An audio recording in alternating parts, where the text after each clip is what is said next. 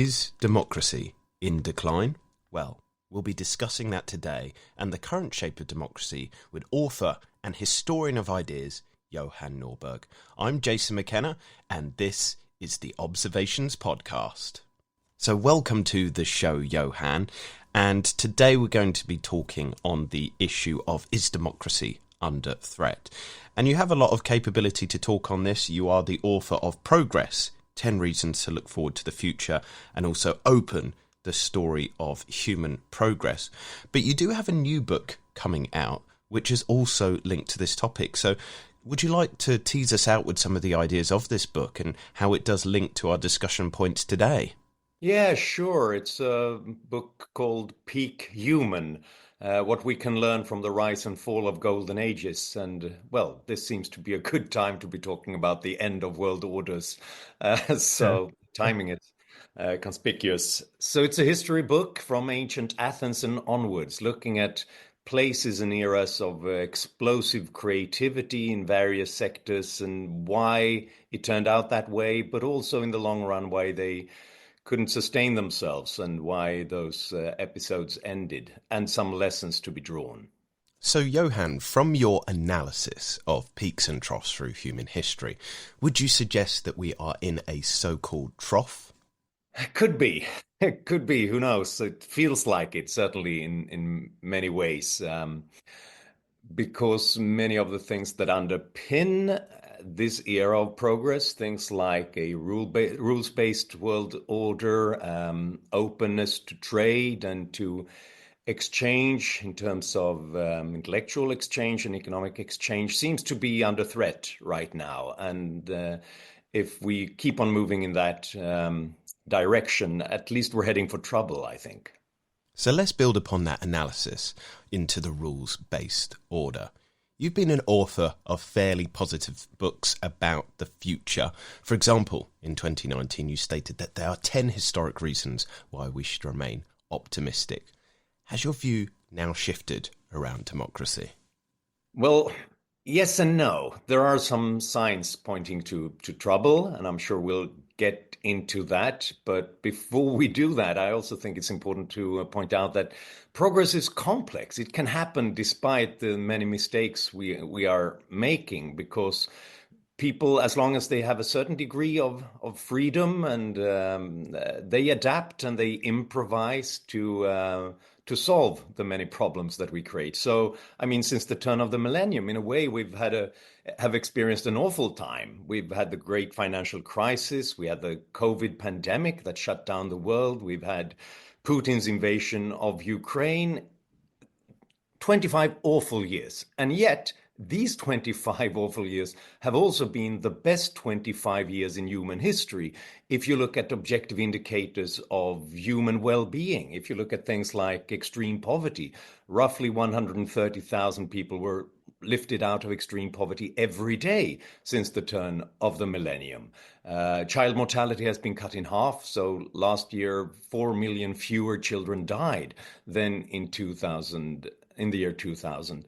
So as long as we have this freedom to adapt, to explore new knowledge, experiment with new technologies and business models, and move about in a new adaptive way, we can also innovate our way around those problems. So I'm still, I'd say, a qualified optimist, even though I see trouble ahead. How much were these positive trends that you've described linked to the voting patterns and overall to democracy? Oh, yeah. I mean, this doesn't happen by itself. Progress is not automatic. It's dependent on people having the freedom to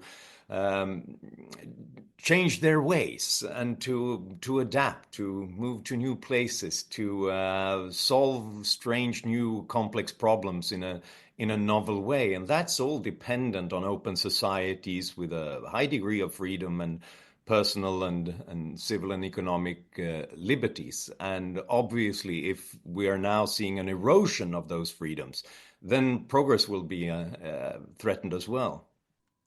Let's explore this threat, as you've described it. US scholar on democracy Larry Diamond, all the way back in 2007, described that there was a democracy recession. And this seems to have continued. Freedom House has furthered warnings stating that global freedom has declined for an 18th year in a row in 2023. It described in its annual report of that year that civil rights and freedoms had diminished in 52 countries. How do these types of reports make you feel about the state of democracy? Do you manage to retain positivity? Yeah, it's hard, I must say, because those worrying trends are there all over the place, and I think this is partly related to things like I think the global financial crisis 2008 shook confidence in Western democracy. So many places around the world started thinking perhaps we shouldn't imitate them after all.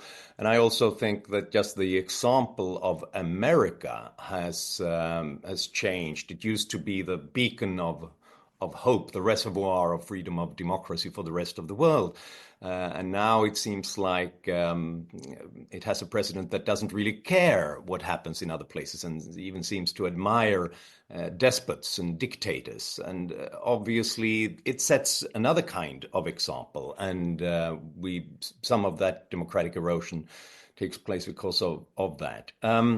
I will, though, say that before we despair, we should consider that we're still at a historical high point for global liberty, despite this erosion. We came down from what was the peak of democracy. It has come down since, I agree with that assessment, but that was from the moment in time that we had the broadest extension of democracy and civil liberties on our planet. Let's not forget that as late as the 1970s, we had experts like Daniel Patrick Moynihan, who predicted that democracy would only survive in isolated and peculiar places here and there, because it seemed to be dictatorships being the solution for the future. And that obviously didn't happen. We've had a huge explosion and improvement of democracy and freedom around the world up until roughly 2007, 2008. And these are worrying trends now when it's coming down, but it's not as bad as it looked in the 1970s. So that's some comfort, at least. Let's take it back to 2024. It was seen as the year of elections, as many large powers of the world went to the ballot box. It was almost seen as a test. What were your feelings about this hugely important year? Well, at least I'd say it's a sign that even though we've seen this decline in recent years, we're still at a historically high plateau of democracy and freedom around the world. And I think 2024 was a sign of that. Some 70 countries having elections, more than half the world's population, India, Indonesia, the US, the European Union. It's something to take pride in. And we were worried about it, thinking about the potential for large-scale disinformation, perhaps based on new AI models. We worried about incumbents trying to stay in power even though they're voted out of office. I think the fact that 2024 came and went without, and obviously there were trouble in many places, but obviously it does when you have elections in some 70 countries. Overall, I think it was a sort of a authoritarian dog that did not bark. And that's a sign of something hopeful as well, that in most places, most of the time, democracy keeps producing results, and there is some faith, some trust in the system, and that it keeps on delivering. And Johan, what major trends came to the fore from the 2024's voting patterns? Unfortunately, this is a period when there is some sort of admiration for strong men, thinking that desperate times calls for desperate measures. We've seen that in lots of places. We've seen it in the United States, that there's this, at least initially, a boost for people who say that they don't care much for checks and balances and for rule of law, and we just want to get action done quickly to get things done. This unfortunately always reminds me of the old joke about the guy walking into a job interview and they say, "Oh, it says here that you're quick at maths." And yeah, sure I am. So what's 16 times 13? Oh, that's 42. What? 42? That's not even close. No, but it was quick.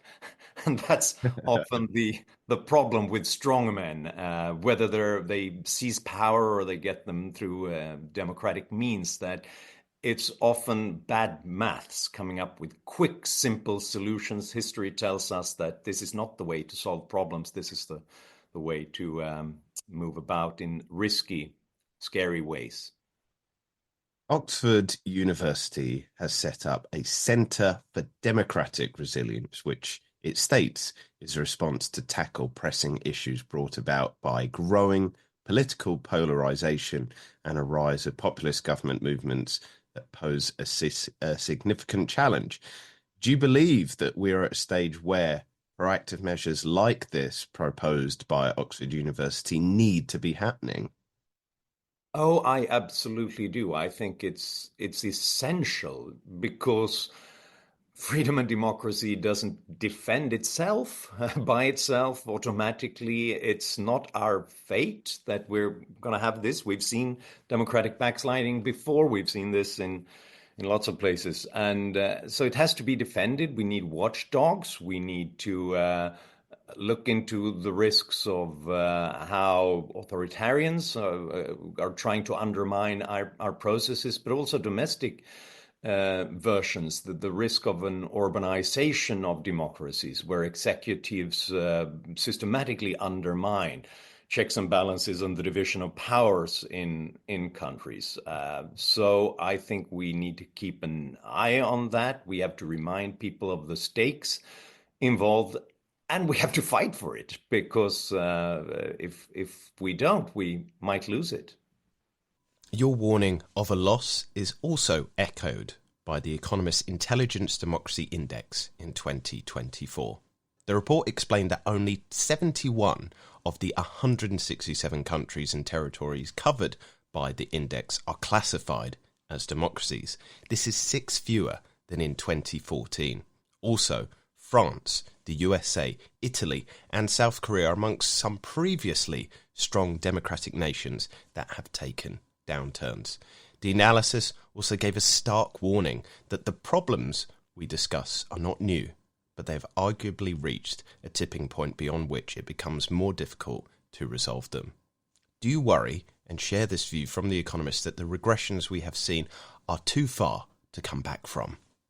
Well, I agree that at a certain stage it's difficult to roll things back. We've seen this with state capture. We've seen this with the dismantling of divisions of power and the rule of law in countries. It's difficult to sort of rebuild an aquarium out of fish soup.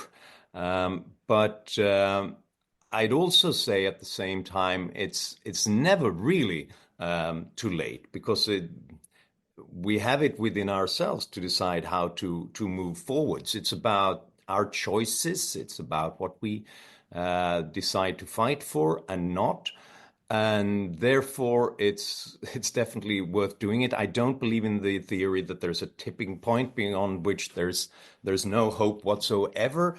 And even in countries of that have become more authoritarian or even totalitarian, like Russia and China, I think that repression, the censorship, the attack on any kind of independent forces in the country, that's not usually a sign of self-confidence. That's usually a sign of them fearing the people. They know that there are other forces, that there's pushback, that there is discontent with what they've built, and that's why they move in a repressive direction. We now see the same thing in Turkey with Erdogan. That does not happen because Erdogan feels safe. It happens because he feels that there is so much opposition to his rule. And that while we're seeing that repression and we're saddened by it and we fight against it, we should also take some comfort in the fact that the strongmen don't feel safe. The dictators don't feel safe. They know that there are very strong undercurrents that might tip their rule at any time. So At least the authoritarians don't believe in the tipping point beyond which there's no hope in restoring democracy. So neither should we. You've used the phrase before, democratic backsliding, to describe what we're experiencing at the moment. Why has this process happened? Yeah, why does it happen? I think that, there's nothing linear in history. We always think in the world we're in and the trends that are going on, they will just continue, whether those are good trends or bad trends. That doesn't happen. History tells us that this is quite cyclical. History doesn't repeat itself, but human nature does. And human nature is complex. It has a sort of a hopeful, optimistic persona of discovery and cooperation and exchange and innovation. That's part of our heritage. But we're also kind of a worried tribal. We are very acutely aware of risks, and we exaggerate risks, especially coming from other groups, coming from other countries. And this leads to these wild swings in history. When we feel safe, we explore and we cross borders and we search out new partners and we make progress. But once we're scared, we retreat home. There's this individual, fight or flight instinct. When you face a risk or an enemy or predator, you fight it or you flee. I think it's the same thing on a societal level. When you're worried about the world, when you think everything is going to the dogs, you fight or you flee. You arm yourself or you flee back to the cave. You build walls against people, against trade and exchange. And that, I think, explains why there is this temptation to go with the strong men who say they'll protect us. They'll deal with our enemies and they'll build the walls to protect us. Unfortunately, the problems in the world are too complex to just fight or flee. The problems, whether they be global warming or problems with economic productivity or with our culture, are complex, and they take more knowledge and more innovation to solve. You can't fight your way to that. You have to cooperate, you have to innovate, you have to solve these problems. And that's why it's so incredibly important with open societies, which make those things possible. But this is one reason why I think we're going in the wrong direction, why we have this democratic backsliding. When people panic, they make desperate and bad moves.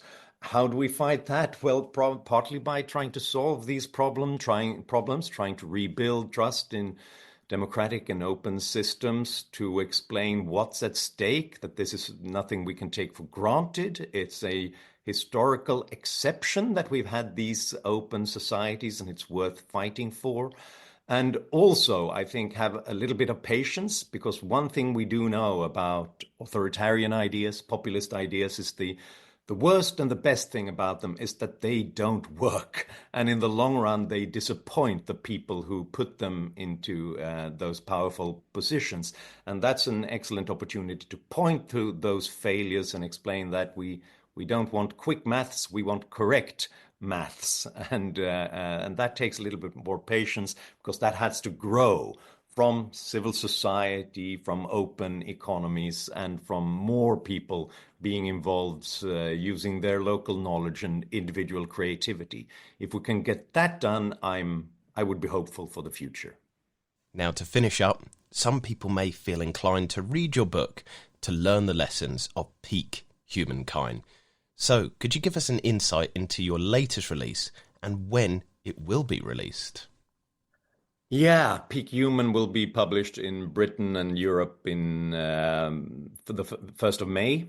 And it is, I've tried to identify the eras in human history where we actually, for a brief moment in time, managed to escape this nasty, brutish, and short experience of life, and had tremendous cultural creativity, economic progress, technological innovation, and at least relative to what came before and after, more of tolerance and of freedom. So from ancient Athens and onwards to Abbasid Baghdad, to and obviously Rome will be there as well, looking at China under the Song dynasty and the Italian Renaissance and so on. What are the lessons we can draw? What made this possible? Because it happened in few places, but when it happened, it surprised and stunned the world, and we keep on talking about it 2,000 years later. And this is all related to this openness to new ideas, to surprises, a relative, at least to what came before, more rule-based societies with less possibility for individual rulers to govern arbitrarily and just do whatever they like. And that unleashed these periods of creativity. But they were hard to sustain in the long run. And I'm looking into that. Why did all these cultures have a sort of a death to Socrates moment when they began to doubt that this intellectual openness is a good thing? And just like democratic Athens sentenced Socrates, its greatest philosopher, to death, many other cultures did the same thing when they became worried and afraid of the world. They began to rebuild walls, and they began to rebuild orthodoxies, and they began to hand over powers to a few people at the top, thinking that they would save them. But that was, in fact, what undermined those eras. And then, obviously, we're going to have to draw some lessons, some conclusions for our own moment in time from these episodes. That's what I'm writing about. Well, thank you again for your time today, Johan. It was a real pleasure to speak to you and hear your opinions on the state of democracy at the moment. We hope to speak to you again in the future for more insights, but for now we all eagerly await Johan Norberg's latest release, Peak Human. So thanks again, Johan. Thank you, Jason. My pleasure.